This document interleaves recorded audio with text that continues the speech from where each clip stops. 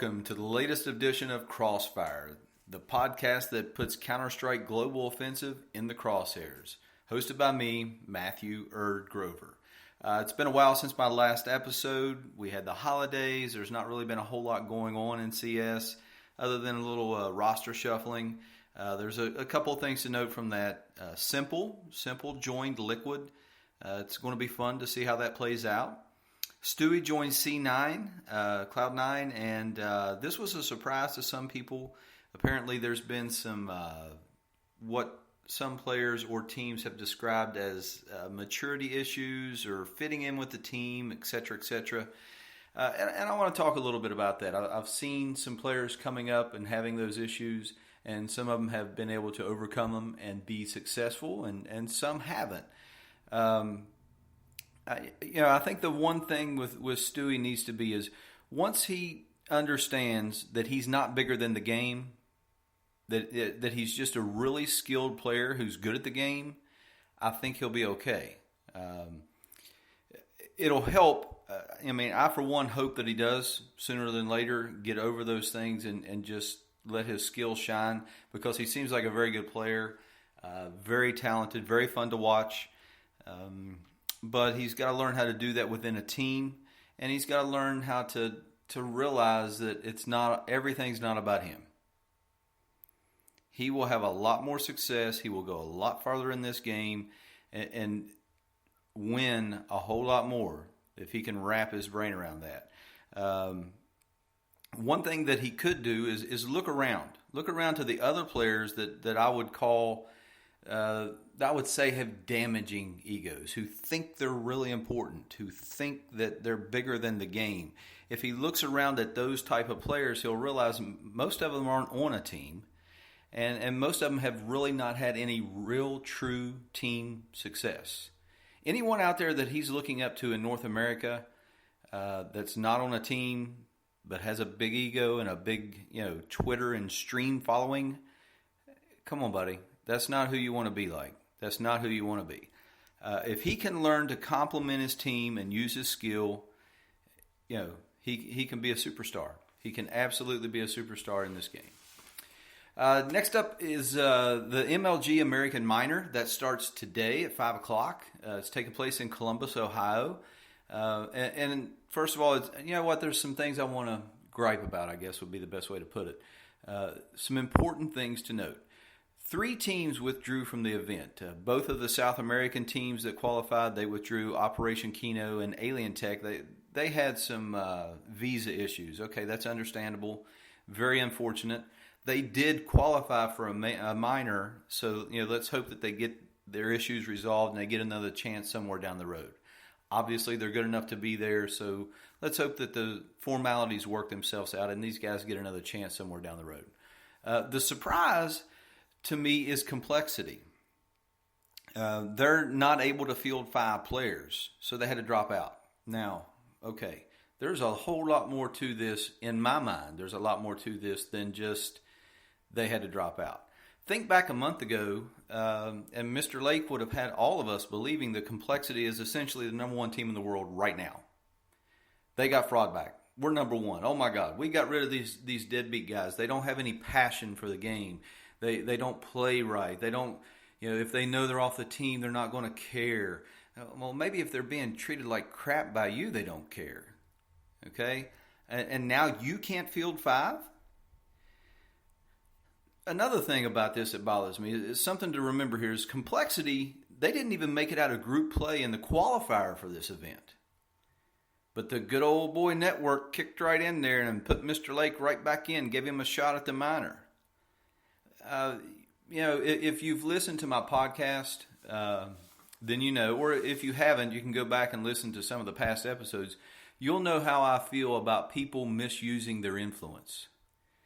And this guy's been doing it since before CGS. Simple enough.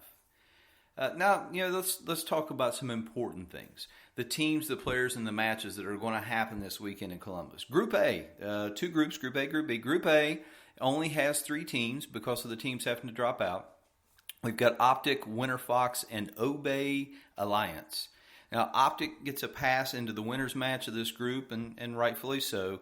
And really, this group is going to come down to Optic and Winter Fox, and I think Optic is the obvious choice, and I think they will make it to the finals of the event. Group B actually has 4 teams. First match today, 5 o'clock, is Enemy and EZG. The second is Splice and Leader 1.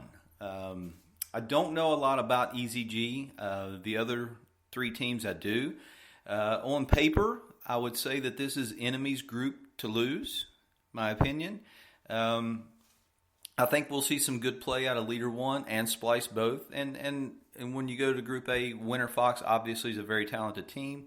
But come Sunday afternoon, I expect to see Optic and Enemy hop in a server and decide this thing. All right. And if you'll think back to the Road to Vegas event, you'll remember it came down to these 2 teams in the North American qualifier. Optic came out on top and ended up winning the whole thing, which was great. And since then, if Enemy has put in the work, then this will be a blast to watch. This will be a blast. I'm going to pick Enemy. And yes, I'm picking with my heart. I'm an Enemy fan. And I like the Optic guys an awful lot too. It's not that I'm against them. I'm an enemy fanboy. I've said it before. I think this is Enemy's spot. I think this is their time. I think this is their event. I think they can do it, and I think they're going to. That's all on that. Depending on how the weekend unfolds, I may throw together a real quick episode. Maybe not. But I am going to try and bring back each episode the buy round, save round segment. So buy round. I am buying on the fact that mainstream media is embracing esports. I think it's good for esports. I think it helps everyone who's involved. And most importantly, I think it keeps the people who were influential and damaging in the past out of the decision-making roles. All right, let's hope that those people don't have influence on the Turner Broadcasting and the ESPNs to where they can screw things up again. Save round. I am saving and very disappointed, and I'm going to kind of split this up between 2 different things. Titan organization dissolving. Really sad to see, and all the circumstances leading up to their final demise, it's very unfortunate. I'm not going to go through everything that happened there that brought them down, but there's a lot of information out there by some very good reporters, analysts, whatever you want to call them, with a lot of insight into that. And I've listened to a couple things yesterday, and it's very unfortunate. Very unfortunate for gaming as a whole and for those people. And I'm also going to do a save round on TSM. TSM, where's your team, buddy? Where's your team? Yeah, I'm going to beat on this again, just like I have in the past. Where is your team? Why did you put this person in charge of getting you a team, TSM? Wake up. I mean, the clout that you have here in the States, and I get what happened with the last team. I get it, but you could have had the number 1 team in North America, and you've blown it. You've blown it by putting the wrong person in charge. At some point, cut your losses, get a team, and get back in to where you mean something again. Unbelievable what's going on with TSM. Very disappointed. That's all for that's everything I got for today. I'm going to try and get back to a more normal schedule, more frequent episodes. As always, look me up on Twitter. Email me any questions, suggestions, anything you want me to talk about or vent about. I'll be happy to. Or if you just want to know my opinions, hit me up on Twitter and let me know what you want me to talk about. I am Matthew Grover. Thank you for tuning in. Please share this podcast, and hopefully we'll grow and continue to be successful. Thank you. Crossfire is over.